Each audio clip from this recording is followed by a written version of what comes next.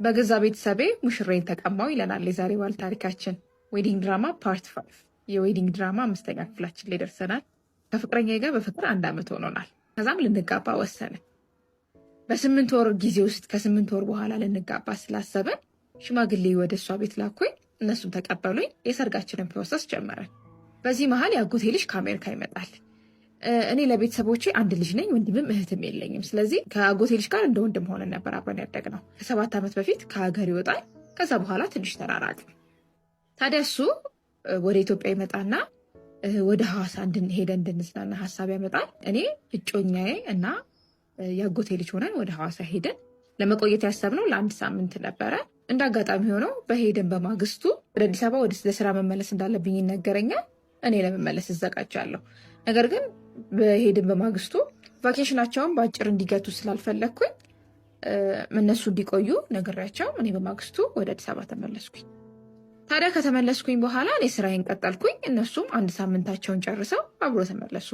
በጣም ደስተኛ ነበሩ። እኔም እንደ ወንድሜ ከማየው ሰው ጋር እሷ መግባባቷ እንደ ቤተሰብ መሆኗ በጣም ደስ አለኝ።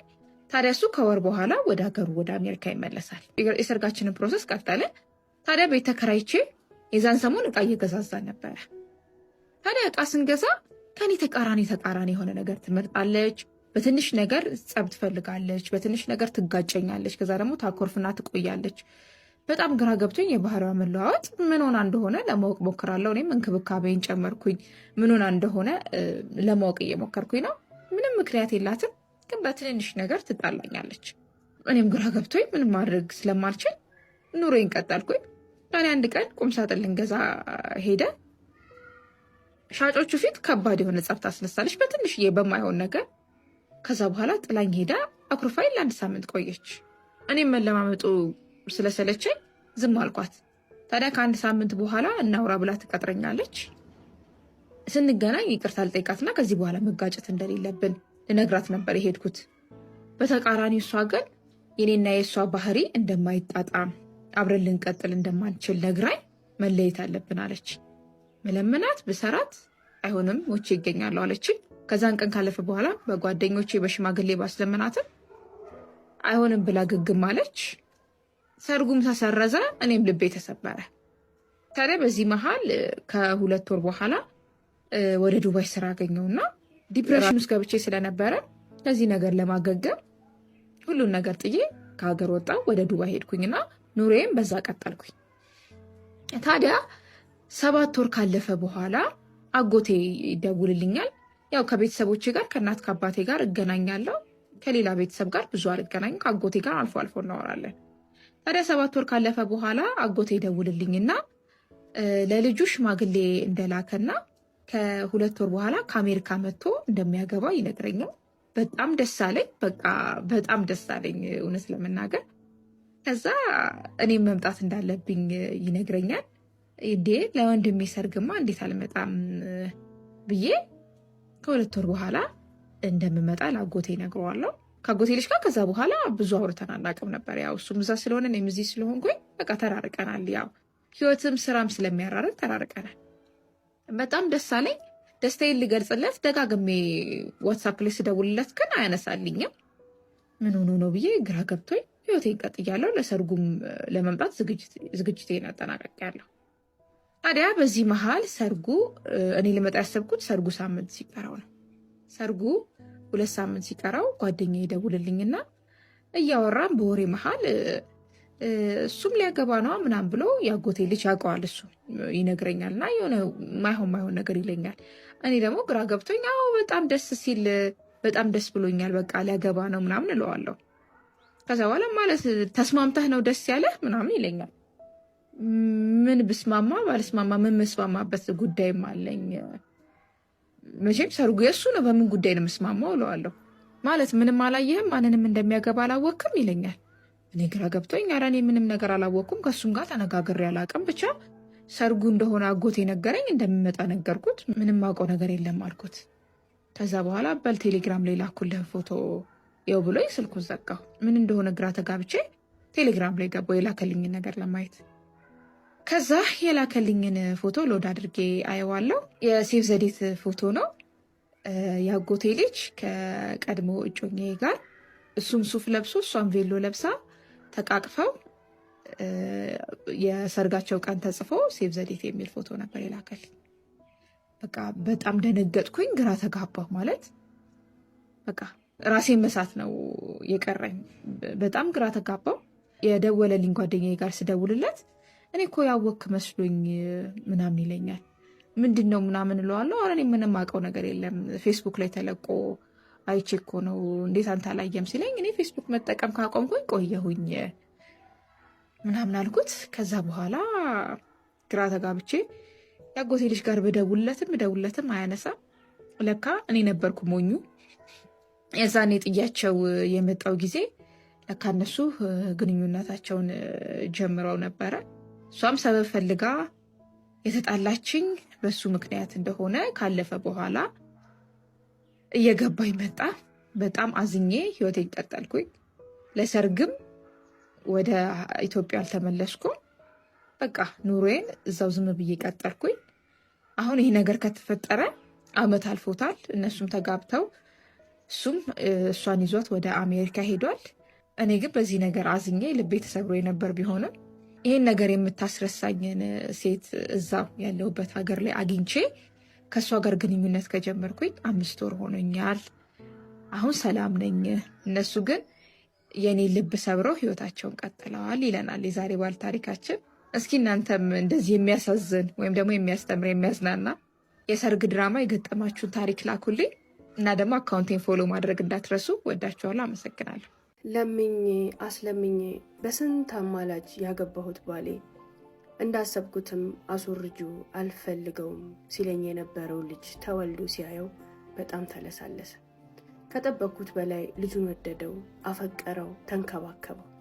ያድሮ የማቀው ሲያመነጫጭቀኝ ከህይወቴ ውጪ ህይወቴን አበላሸሹ ሲለኝ የነበረው ሰውዬ ልጁ ባደገ ራሱን ባወቀ በጎለበተ ቁጥር የእሱን ባህሪና ማንነት ቀን ወደ ቀን እየተቀየረ እየተለወጠ እየተለሳለሰ የመጣ መሰለኝ። እሰይ ጸሎቴ ተሰማ፣ ስለቴ ሰመረ። ከዚህ በኋላ ይህ ሰው እንዳሰብኩትም እንዳልኩትም በልጁ ተለውጧል፣ በልጁ ህይወትን ወዷል፣ እኔንም ወደዋል ብዬ ደስ አለኝ። ልጄ ገና 2 ዓመት እንኳን ሳይሞላው ይህን ፍቅርና ይህን ሰው የሚይዘው አንድ ነገር ነው፣ እሱም በልጅ ብዬ አስቤ 2ኛ ልጄን አረገዝኩ። ሀውለት የህይወቴ ትልቁ ስህተት ካሁን ከነገርኩሽ ካደረግኳቸው ነገሮች በላይ ይሄ ነበረ። ያም እሱን በማጣቴ እሱ እኔ ላይ ባደረገው ድርጊት ሳይሆን ህይወቴን ማንነቴን እስከ መጨረሻው ማጨለሜ ነው። ሴት ልጅ ለምና አስለምና ሳይሆን ተለምና ተወዳ ተፈልጋ ነው መግባት ያለባት።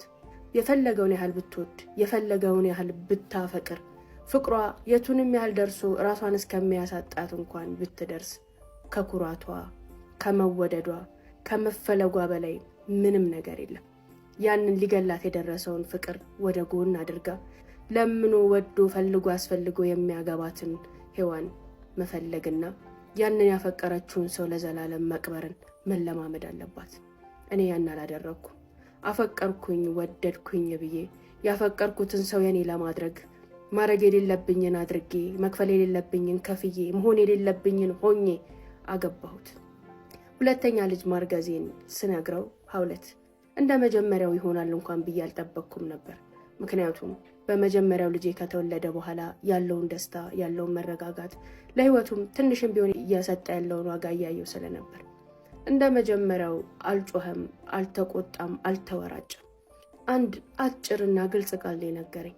በፍጹም ካንቺ ጋር የመኖር ፕላን የለኝም። ለህይወትሽ ራስሽ አስቢለት። ልጁንም አንቺንም ይህንንም ትዳር ከዚህ በኋላ አልፈልገውም። ፈትቼሻለሁ። በምትሄጁ መንገድ ሄደሽ ህጋዊ ማድረግ ትቻለሽ ፍቺውን። በመውለድ ባለመውለድሽ ጉዳይ ግን አይመለከተኝም። የራስሽ ውሳኔ ነው። በዚህ ልታስሪኝ አትችይም። የራስሽ ጉዳይ ነው አለኝ። ይህን መልስ በፍጹም አልጠበቅኩም። ፊቱ ላይ ያየው የነበረው ጭካኔ፣ የንግግሩ ቆራጥነት ሰውነቴን አራደው፣ አብረከረከኝ። እልህም ቁጣም ንዴትም የሌለበት ለረጅም ጊዜ የታሰበበት ንግግር ነበር። ከዛ ቀን በኋላ ከቤት ወጣ። ቢመጣም እናቱ ጋር ነው። እናቱን ይጠይቃል፣ ልጁን ያያል፣ ልጁን ያጫውታል፣ ማድረግ ያለበትን ሁሉ ለልጁ ያደርጋል። ከቤት ይወጣል። 9 ወር እስኪሞላኝ ድረስ በዚህ መንገድ ነበር የቀጠለው። እኔና እናቱ መጀመሪያ አካባቢ ጥሩ ግንኙነት ቢኖረንም ሰው አብሮ ሲኖር ሲተዋወቅ ማንነቱ ገመናው ሲገላለጥ ሆድና ጀርባ መሆኑ አይቀርም። እኔና እናቱም እንደ መጀመሪያዎቹ ጊዜያቶች አልነበርንም። ትንሽ ተሸካክረናል። የዛን ያህል የሚወዱኝ የሚንከባከቡኝ ከቤቴ አትወጣም ለልጄ ሚስት የምትሆናት ብለው የሚሟገቱልኝ ሴት አልሆኑም። በቃ አማትና መራት ሆነናል። በምንም አይደርሱብኝም፣ አይናገሩኝም። ነገር ግን የሚወዱኝ የሚንከባከቡኝ ከእኔ ቤት መውጣት የለባትም የልጄ ሚስት ሆና መቀጠል አለባት ብለው የሚሟገቱልኝ ሴት አልሆንኩም። ያንንም አስተሳሰብ ውስጣቸው ላይ የፈጠረው ልጃቸው ለእኔ ያለው ጥላቻ ይመስለኛል። ልጃቸውን ሲያዩት የልጃቸውን ደስታ ማጣት ሲገነዘቡት እራሳቸውን ተጠያቂ የሚያደረጉ ይመስለኛል። ስለዚህ በእኔና በሱ ህይወት ውስጥ አይመለከተኝም ብለው ፊታቸውን ካዞሩብን በጣም ረዥም ጊዜ ሆኗል። የመጀመሪያ ሰሞኖች ላይ እርጉዞኜ ብዙ ጉዳቶችን ሲያደርስብኝ በንግግርም በስድብም ብዙ ነገሮችን ሲለኝ እየሄድኩኝ ለሳቸው በመንገር ልጃቸውን እንዲያስታግሱልኝ እነግራቸው ነበር። ከሆነ ጊዜ በኋላ ግን ያንን በማደርግ ሰዓት ይሄ እናንተ ትዳር ነው፣ ችግራችሁን እናንተ ፍቱ፣ መጀመሪያ ነው ያጠፋሁት፣ አንቺና እሱን በግድ ባልና ሚስት ያደረኳችሁ እኔ ነኝ፣ ያም የኔ ጥፋት ነው ብለውኝ ከዚህ በኋላ ምንም አይነት ነገር ይዘሽ እኔ ጋር እንዳትመጪ፣ እንደ ሴት ቤትሽን፣ ህይወትሽን፣ ትዳርሽን አስተካኪ የኔ ልጅ፣ እኔ ትልቅ ሰው ነኝ፣ ተውኝ፣ በቃ ኑሬ ልኖርበት አሉኝ። ከዛ በኋላ ምንም ነገር እሳቸው ጋር ይዤ ሄጄ አላቅም። ግቢያቸውም ላይ ስኖር እንዴት ዋልሽ እንዴት አደርሽ ከማለት ውጪ ምንም አይነት ነገር ህይወታችን ውስጥ ኢንቮልቭ አያደርጉ። እንደ አከራይና እንደ ተከራይ ነው መኖር የጀመርነው። የልጅ ልጃቸውን በጣም ይወዱታል። ለልጅ ልጃቸው ማድረግ ያለባቸውን ሁሉ ያደርጋሉ። ይጠብቁታል፣ ይንከባከቡታል፣ ያጥቡታል። አራስም ሆኜ ከእናት በላይ አርሰው ተንከባክበው ጠንክሬ በእግሬ እንድቆም አድርገውኛል። ከዛ ውጭ ግን ስለ እኔና ስለ እሱ ሳናገር የትኛውም እርምጃ የትኛውም ውሳኔ ከዚህ በኋላ ያንቺና የልጄ ነው፣ በእናንተ መሃል እንዳታስገቢኝ እያሉ መሸሽ ጀምረው ነበር። ስለዚህም ልጃቸው እኔን ትቶ ከቤት ወጥቶ እሳቸውን እያየ ልጁን እያየ ጀርባውን ሰጥቶኝ እየወጣ ሲገባ አንዲትም ቃል አልተነፈሱ፣ ጸጥ ብለዋል። የቤት ወጪ አለሽ ወይ፣ ትበያለሽ ወይ፣ ትጠጫለሽ ወይ፣ ምንም ነገር የሚናገረው ነገር የለም። ለልጁ ብቻ የሚያደርገውን ያደርጋል። ሆዴ እየገፋ ሲመጣ አንድ ቀን ወደ እኔ መጣና ይሄ የእናቴ መጦሪያ ቤት ነው፣ እናቴ አከራይታ መጠቀም አለባት፣ እኔም ሌላ ህይወት ልጀምር ነው። ስለዚህ ምትሄጂበት ካለሽ ምትሄጂበት ሂጂ፣ ካሰሽም ከኔ የምትፈልጊው ንብረትና ሀብት ካለ ክሰሽኝ፣ ካልሆነም ሽማግሌዎችሽን ሰብስበሽ በወሬ የሚገባሽን ተቆራጭ አደርግልሻለሁ፣ የእናቴን ቤት ግን ለቀሹ ጭላት አለኝ። ያኔም ድርቅ ፍርጥም ብዬ የትም አልሄድም፣ ከልጆቼ ጋር እኖራለሁ፣ ልጆቼን እዚሁ ቁጭ ብዬ ነው የማሳድገው፣ አንተ መኖር አለመኖር መብትህ ነው፣ እኔ ግን ከዚህ ግቢ ንቅንቅ አልልም አልኩት።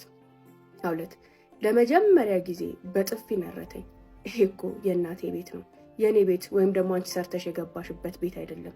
ልክ ባለቤት ነኝ ብለሽ በዚህ ደረጃ ምን አይነት ሞራል ኖሮሽ ነው ከዚህ ቤት አልወጣም ብለሽ ደረትሽን ነፍተሽ የምትናገሪው? እናቴ እኮ ናት በልቅምቃሚ ዕቃዋ ጎጆ አድርጋ ቤቷ አስገብታ ያስጠጋችሽ። ፈልጌሽም ወድጄሽም አይደለም ያገባሁት፣ በግድ በመከራ በር ሰብረሽ እንደገባሽ ቁጠሪው።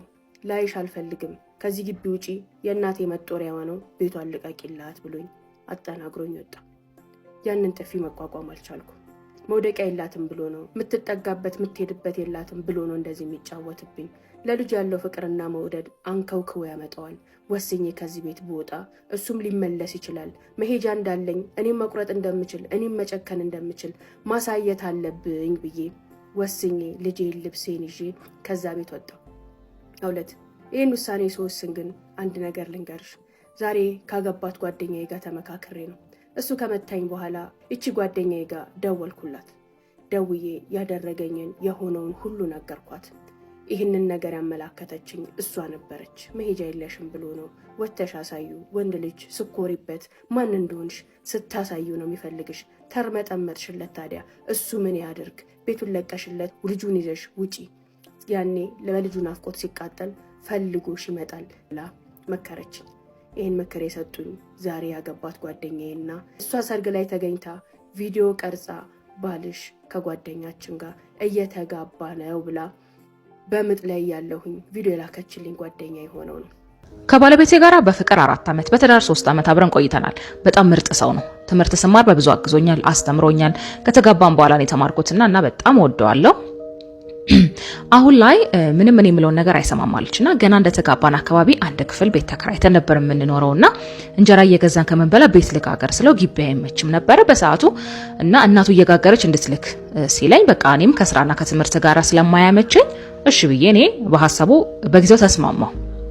አሁን ላይ ደግሞ ወልጄ 7 ወር ሆኖኛል። እቤት ነኝና ራሴ ልጋገር ስለው አይ ትንሽ ጊዜ ያለኝና አንድ ያልነገርኩሽ ነገር ደግሞ ምንድነው ቤተሰቡን እሱ ነው የሚረዳውና ለራሴ የሚያስፈልገኝ ነገር ከጠየቁኝ ምን ያደርግልሻል ይለኛልና እኔ እሱ ባያደርግልኝ ራሱ እህትም እናትም የሆነች እህት አለችኝና ጸጉር ቤት አላት። ሁሌም እሷ ጋር ነው የምሰራው በነፃ በገንዘብ ዙሪያ የታስገባ ምናምን ብዬ እኔ አላቅም። አሁን ላይ እናትየው እንጀራ ባመጡ ቁጥር ይገላምጡኛል እና ብዙም አልቀርባቸውም ስለማልፈልግ አራስ ቤት አጸጋቢ ሆነው እንኳን የወደቀ ኩባያ እንኳን አንስተውልኝ አያውቁምና እርጉዝ እያለሁ 9 ወር ጨርሼ 10 ወር ሊሞላኝ አካባቢ ነው መተው ራሱ ያዩኝና እንዲደርሱብኝ ራሱ አልፈልግም። እሱ ደግሞ ለነሱ ቤት ብዙ ወጪ ያወጣል። እዚህ ደግሞ ካስቤዛ ውጪ እኔ በራሴ ነኝ የሚያስፈልገው ነገር እሟሟለውና በጣም አስጠልቶ ልናገረው ፈልጌያለሁ። ግን ያስለመድኩት ነገር ደግሞ ምንም በቃ ዝም ብሎ እሺ ማለት ነው እና ምንድነው የምትመክሩኝ ብላለች ባለ ታሪካችን።